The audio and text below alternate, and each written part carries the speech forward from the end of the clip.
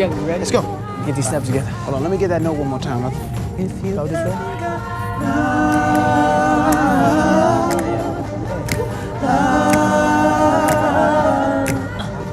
A traveling man was told me.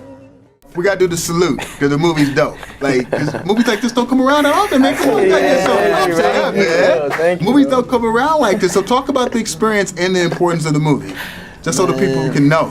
The experience on this was crazy. It was like nothing I've experienced before. I mean, just from everything being so under wraps and like everything being so compartmentalized, so us not really knowing what we were going to be doing on the days that we were shooting was insane. But then like being around such high caliber people and like such high caliber filmmakers was like, I don't know, it was the whole thing was just crazy, man. It was crazy. It was like a great experience. Absolutely.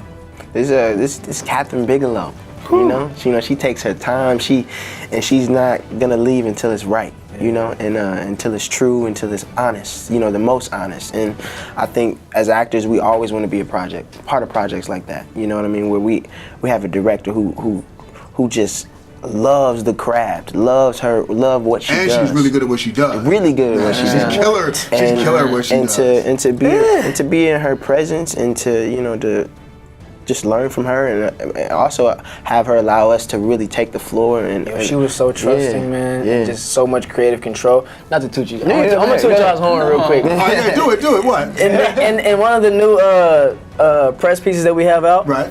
They interview Catherine and she says, my only goal was just to cast the most extraordinary actors out there. we were just like, But no, tell me, you guys got to play the fun part because you guys play the dramatics in the movie. Yeah. So before you got started on the project, how much Spotify did y'all do? How much Spotify did y'all do? Let me tell you something. We didn't have to do Spotify, and they sent it all in the email. Learn this, learn these. But it was cool because we kind of already knew some of the dramatic stuff, but not all of it. Of course. But just, you know what I'm saying, our history, we kind of knew it already, but just getting in there and really learning those lyrics and finding our harmonies and putting the steps and watching them on YouTube and see how they really move. Like when we put those suits on, we was the dramatics, bro. Like we were them. Instantly, you transformed. Instantly. That's like one of the all-time great groups. Yeah. And you get to represent them in this movie, in Detroit. It's an honor, yeah. Now, speaking of which, the movie's called Detroit. It takes place in Detroit. Did you guys take a professional field trip to Detroit to kind of get the vibe of the city and the people? Because a lot of people that still live there were around in 1967. Right. You know what? We didn't. We got a chance to go to Detroit for the last week of shooting. Okay. The very last week. We filmed in Boston for the most part, but I think all of that helped, man, because we were so unaware that it was just like taking people who were clueless, throwing them in a room and experimenting on them. Yeah. And it was just like everything helped. Her whole process helped.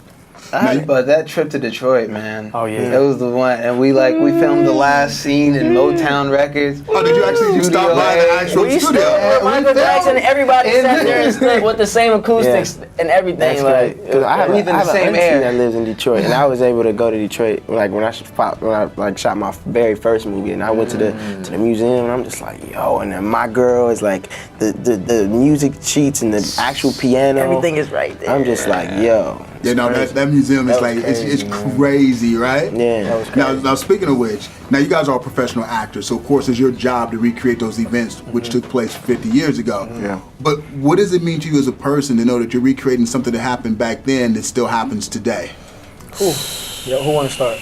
I think the responsibility in doing something like that is so much heavier, and there's so much more of a weight when telling a true story in general, just to do justice to the story and to the people whose lives it was, but also knowing that this has social ramifications and social consequences in the world, and that this is touching on an issue that's so pertinent and so strong, and in America today, it's humbling.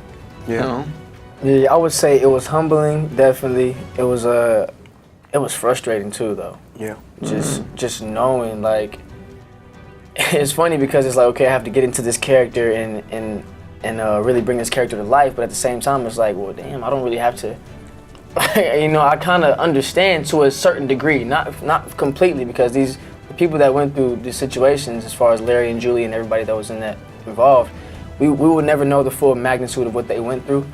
But just trying to put ourselves there, it was just frustrating. We kind of had a little help with dealing with stuff that's going on today. Yeah, and Catherine really put us in the mindset and really built that environment for us to really feel, you know, as close as possible to what they were going through. I mean, the gunshots were loud. I mean, we had to put earplugs in, but they were loud. Like, they really scared us, you know what I mean? And That's crazy. I forgot about that. she really wanted that real reaction, those real reactions from us, and it shows. It shows.